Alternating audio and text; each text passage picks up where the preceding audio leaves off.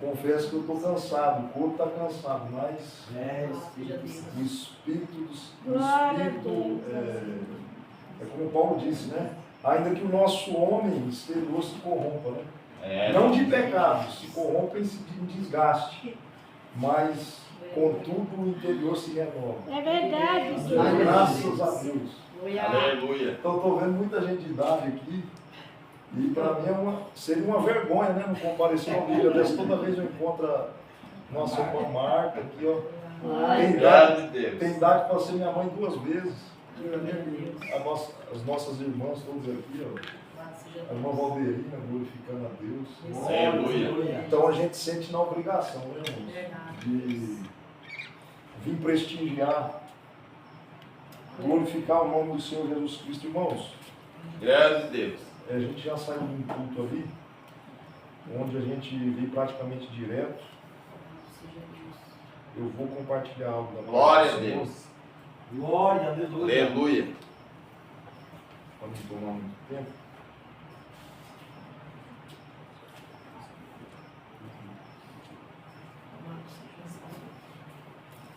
Glória a Não Deus. precisa se Aleluia. levantar, não precisa, se quiser acompanhar, você pode acompanhar isso. Aleluia. Marcos capítulo 5 e a partir do versículo 21. Deus poderoso. Marcos capítulo 5 a partir do versículo 21. Quero compartilhar algo da parte de Deus, Aleluia. para não ficar nas minhas palavras. Glória a Deus. Que diz assim: passando Jesus outra vez num barco para o outro lado, ajuntou-se a ele uma grande multidão, e ele estava junto do mar. E eis que chegou um dos principais da sinagoga, por nome Jairo, e vendo-o, prostrou-se aos seus pés, e rogava-lhe muito, dizendo: minha filha está moribunda, rogo-te que venhas e lhe imponhas as mãos para que sare e viva. E foi com ele, e seguia-o uma grande multidão que o apertava. Versículo 35. Estando ele ainda falando, chegaram alguns do principal da sinagoga, no caso Jairo, a quem disseram: a tua filha está morta, para que enfadas mais o mestre? E Jesus, tendo ouvido estas palavras, disse ao principal da sinagoga: não temas, crê somente. Aleluia. Glória a Deus. Que palavra. Não temas, crê somente. E não permitiu que alguém o seguisse, a não ser Pedro, Tiago e João, irmão de Tiago. Tendo chegado à casa do principal da sinagoga, viu o alvoroço, os que choravam muito e pranteavam. E entrando, disse-lhes: por que vos alvoroçais e chorais? A menina não está morta, mas dorme. Glória a Deus. Aleluia. Aleluia. E riam-se dele, porém ele, tendo os feitos sair, tomou consigo o pai, a mãe da menina e os que estavam com ele, e entrou onde a menina estava deitada. Tomando a mão da menina, disse: Talitá cumi, que traduzido é: menina, te pedi, levanta-te.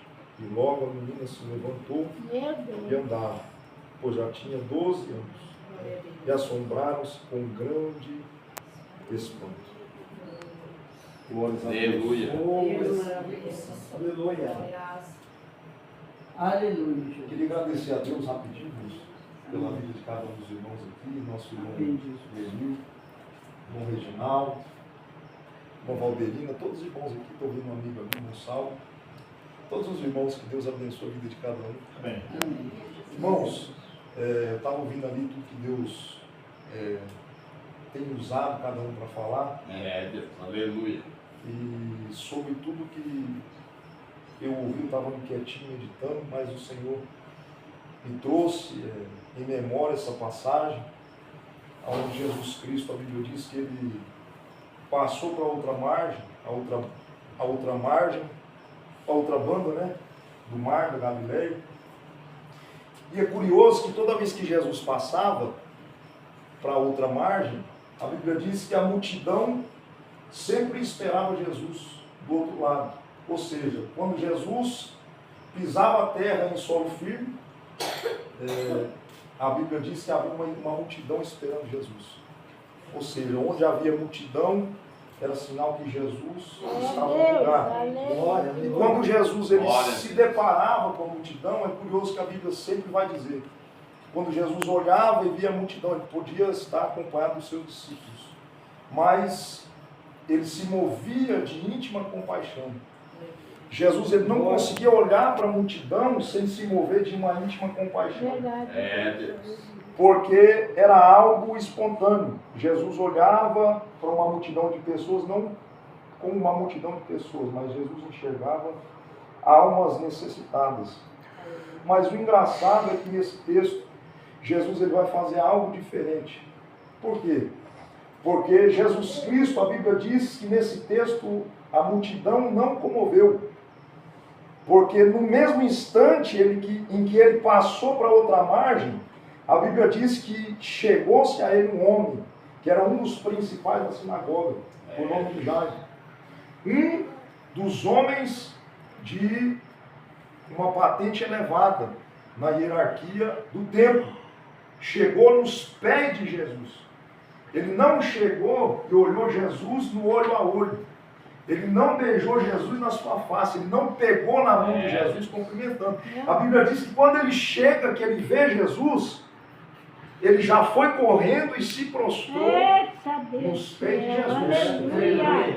Sabe o que eu entendo aqui? É que aquele homem, quando ele ficou sabendo que Jesus vinha lá da margem anterior, antes de chegar nessa margem, ele já saiu da casa dele com um propósito. Você sabe por que é que Jesus deixou a multidão de lado nesse dia? E acompanhou esse homem até o seu destino? Porque Deus dá prioridade para quem tem propósito. Eita Deus, aleluia. Talvez eu não sei o que cada um veio buscar aqui nessa noite. Mas Deus mandou dizer que Deus sempre vai dar prioridade para aqueles que têm um propósito. E Jairo saiu da sua casa na certeza do que ele queria. Meu Deus. É porque tem muita gente, irmãos, que coxia em dois pensamentos, que tem dúvida daquilo que quer, que muitas das vezes fica em cima do muro, nem se decidiu ainda, mas Jesus está dizendo hoje, eu dou prioridade para quem tem propósito. Quando ele sai da casa dele, ele não está decidido a chegar e conversar com Jesus. Ele vai e perceba que ele já se lança nos pés de Jesus, como quem está dizendo, eu abro mão.